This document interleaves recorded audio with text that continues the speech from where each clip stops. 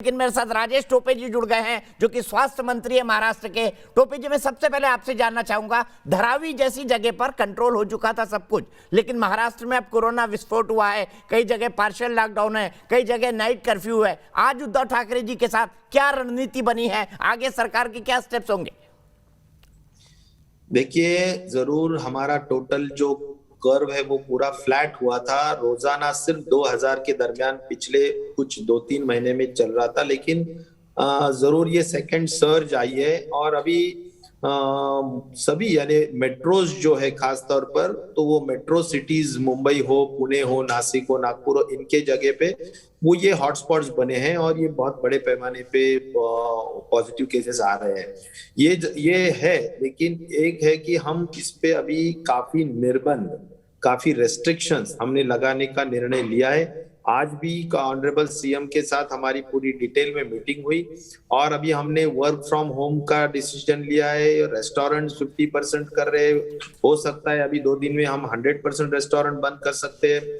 जहां पर भी भीड़ हो सकती है, वर्क फ्रॉम होम मतलब सभी दफ्तरों में वर्क फ्रॉम होम होगा, सरकारी और प्राइवेट दोनों में, क्योंकि मुंबई तो आर्थिक कैपिटल है देश का। तो क्या सभी दफ्तरों में वर्क फ्रॉम होम मैंडेटरी हो जाएगा और कितने दिनों के लिए?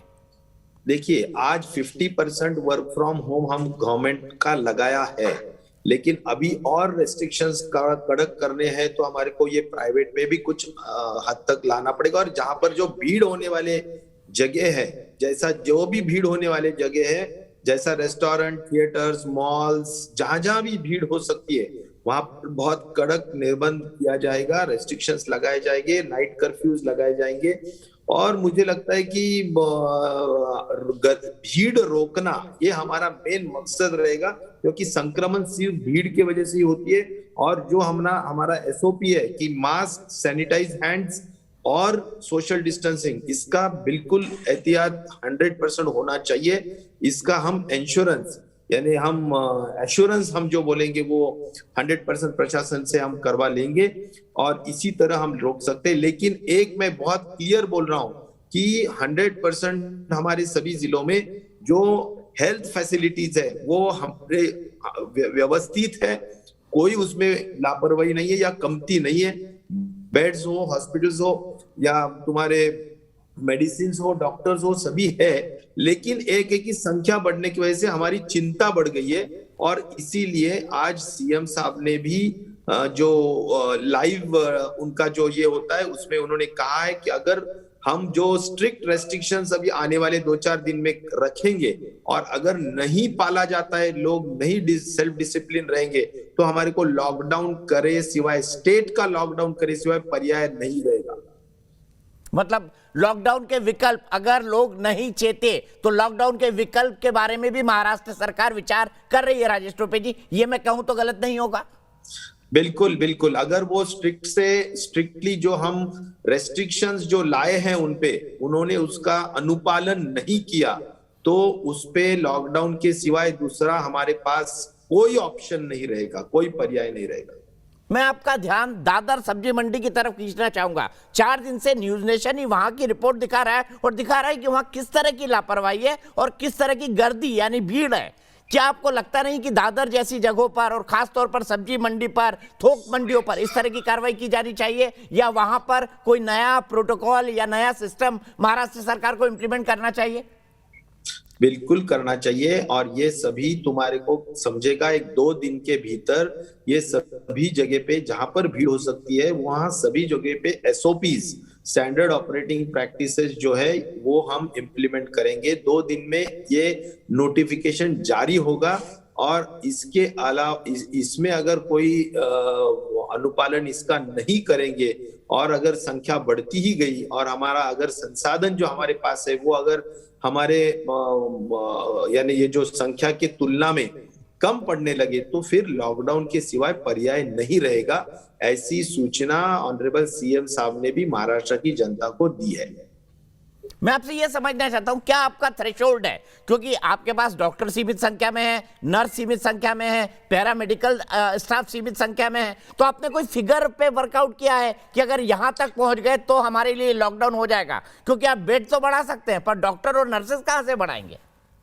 यही होता है। तो मैं यही बोल रहा हूँ कि बेड्स की संख्या आज तो भी कोई प्रॉब्लम्स नहीं है, कहीं पर भी बेड्स नहीं है, ऐसा कहीं पर भी नहीं, मुंबई में भी नहीं, पुणे में भी नहीं।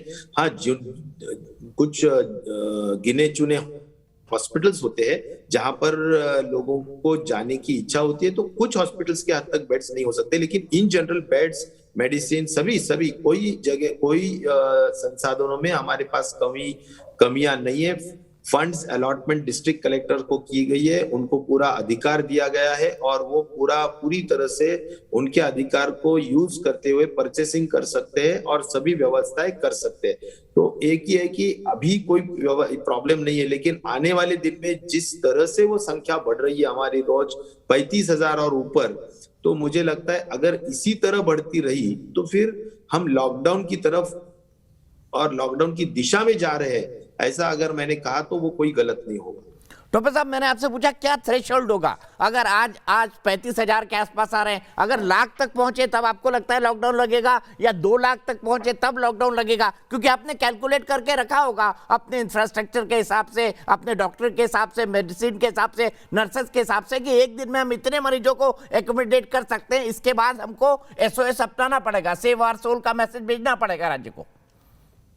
नहीं, देखिए, इसके बारे में अभी जस्ट हमारी आज ही मीटिंग हुई है और इसीलिए ये जो संख्याएं है इसमें कैसा होता है कि मोस्टली संख्या बढ़ी भी तो भी एसिम्प्टोमेटिक अगर रहे तो उनको होम क्वारंटाइन हम रख सकते हैं, ऐसा कोई प्रॉब्लम नहीं आता है। एक 5% लोग क्रिटिकल और ICU पेशेंट्स हो सकते हैं, तो इस हिसाब से अगर रहा तो और हमारे पास और काफी दिन है, ऐसा नहीं है कि एक 8-10 दिन तो हम आराम से कोई प्रॉब्लम नहीं आएगा, लेकिन ये संख्या अगर बहुत ज्यादा बढ़ती रही तो फिर 100% अपने को ये करना पड़ेगा। आज में संख्या के बारे में डायरेक्टली बात करना ठीक नहीं रहेगा।